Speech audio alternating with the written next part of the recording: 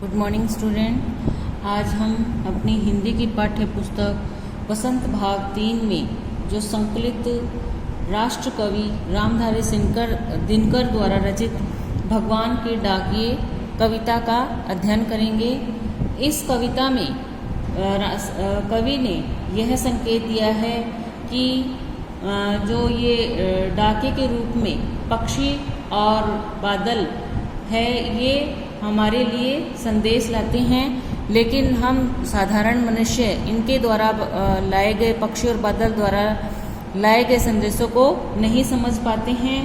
और इस पद्यांश में, इस कविता में कवि ने यह भी संकेत दिया है कि बादल और जो पक्षी होते हैं वो सीमाओं पर ध्यान न देकर संपूर्ण विश्व के लिए, सभी मानवों के लिए समानता, सहयोग और भाईचारे का संदेश लाते हैं, किंतु मनुष्य इस कार्य को साधारण प्राकृतिक घटनाएं समझता है और वह उनके जो भाईचारे का संदेश है, उनके द्वारा जो समानता का संदेश है, उनको वो नहीं पढ़ पाती। यही इसमें भगवान के डाकिए में इस कविता का संदेश है। हम इसको पढ़ते हैं। भगवान के डाकिए। पक्षी और बादल ये भगवान के डाकिए हैं जो एक महादेश से दूसरे महादेश को जाते हैं। हम तो समझ नहीं पाते हैं, मगर उनकी लाई चिट्ठियाँ पेड़ पौधे, पानी और पहाड़ बाँसते हैं। इसमें कवि रामधारी सिंह दिनकर कहते हैं कि पक्षी और बादल, जो पक्षी और बादल क्या है, भगवान के डाकिए हैं, यानी ईश्वर के डाकिए हैं। कौन है पक्षी और बादल?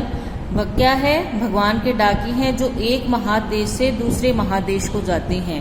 ये पक्षी और बादल क्या करते हैं? जो एक देश से, यानी एक देश से दूसरे देश को जाते हैं। कि जिस प्रकार जो साधारण डाकिया होता है वो हमारे घरों के लिए चिट्ठियाँ लाता है, वैसे ही पक्षी और बादल क्या है, ये भगवान के डाकिए हैं जो कि क्या करते हैं, एक विशाल से देश से दूसरे विशाल देश तक, अर्थात ये संपूर्ण संसार में जाते हैं और ईश्वर का संदेश पहुंचाते हैं, जो एक महादेश से दूसरे महादेश को जाते हैं। हमें तो समझ नहीं पाते हैं, मगर उनकी लाई चिट्ठियाँ पेड़ पौधे, पानी और पहाड़ बाँसते हैं। कि हम तो जो ये पक्षी और बादल जो चिट्ठियाँ लाते हैं, भगवान का जो संदेश लाते हैं, भाईचारे का, समानता का, विश्व बंधुत्व का और समानता का, ये हम तो नहीं पढ़ पाते, लेकिन उनके द्वारा लाई गई जो चिट्ठियाँ हैं वो पेड़ पौधे, पानी और पहाड़ बाँसते हैं। यानी जो पेड़ पौधे हैं, नदियां हैं, पर्वत हैं, आसानी से पढ़ लेते हैं और उनके लाए गए संदेश को आसानी से पढ़ लेते हैं और उसी के अनुसार वो क्या कार्य करते हैं। क्योंकि ईश्वर है, ईश्वर का जो संदेश लेकर आते हैं, जिसे हम साधारण मनुष्य उनको नहीं समझ सकते।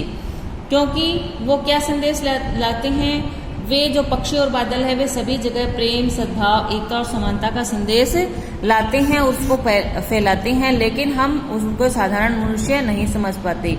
हम तो समझ नहीं पाते, मगर उनकी लाई चिट्ठियाँ पेड़ पौधे, पानी और पहाड़ बाँसते हैं। कि हम तो साधारण मनुष्य उनके द्वारा लाई गई चिट्ठियों को नहीं पढ़ पाते हैं, लेकिन पेड़ पौधे, पानी और पहाड़ है वो उनको पढ़ लेते हैं। आगे पढ़ते हैं।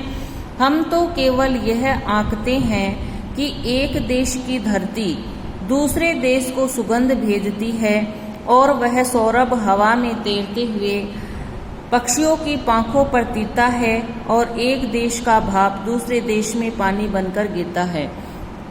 इसमें कवि हमें यह बता रहे हैं कि पक्षियों और बादल द्वारा लाए गए जो संदेश हैं को हम मनुष्य केवल अपने हिसाब से ही समझते हैं।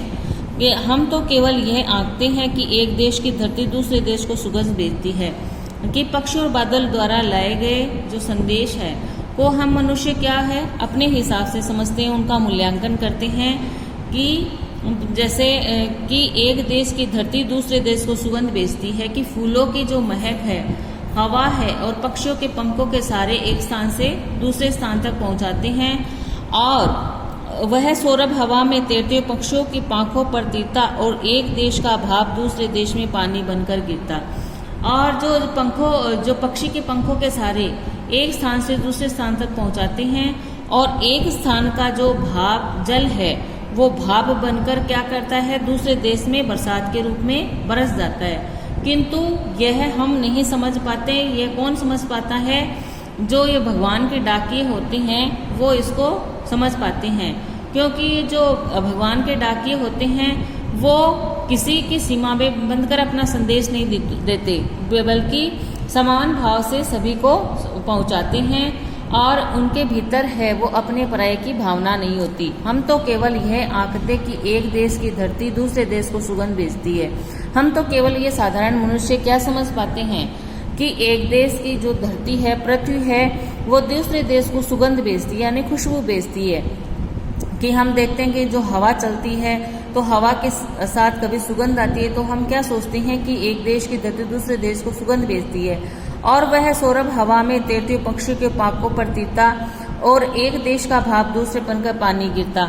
और जो पक्षी के पंखों के सहारे एक स्थान से दूसरे स्थान तक पहुंचाते हैं। किसके? फूलों की जो महक है वो हवा, और पक्षी की पंख होते हैं उनके सारे एक स्थान से दूसरे स्थान पर पहुंचते हैं, और एक देश का भाप दूसरे देश में पानी बनकर गिरता है, और एक स्थान का जल है वो क्या करता है, भाप बनकर दूसरे देश में बरसात के रूप में बरस जाता है। और हम यह समझ नहीं पाते हैं, क्योंकि जो प्रकृति होती है वह तो ये तो देखती नहीं है कि भारत में मुझे बरसना है, पाकिस्तान में नहीं बरसना है, नेपाल में नहीं बरसात करनी है। पृथ्वी जो ईश्वर है उनके लिए तो संपूर्ण मानव जाति है वो क्या है, एक है। इसलिए जो पेड़ है, पौधे हैं, वो सबको समान हवा देते हैं। जो नदियां हैं वो सबको समान जल वितरित करती है। जो पहाड़ हैं तो वो सभी संपूर्ण मानव जाति के लिए हैं। जो हरियाली है वो संपूर्ण मानव जाति की है। यानी ईश्वर द्वारा जो ये प्राकृतिक उपादान है हमारे लिए, ये संपूर्ण मानव जाति के लिए, इसमें किसी प्रकार का भेदभाव नहीं है।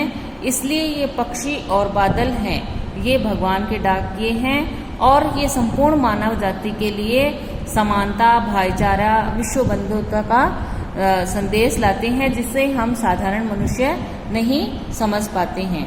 तो कवि रामधारी सिंह दिनकर का यह इस कविता के माध्यम से हमें यह समझाने का प्रयास किया गया है कि हमें संपूर्ण मानव जाति को मिलजुल कर रहना चाहिए। तो अपना जो यह कविता है वो यहाँ पर समाप्त होती है। अगर आपको कोई इस बात समझ में नहीं आई हो तो मेरे से कॉल करके या मैसेज करके पूछ लीजिएगा। Thank you. Have a nice day.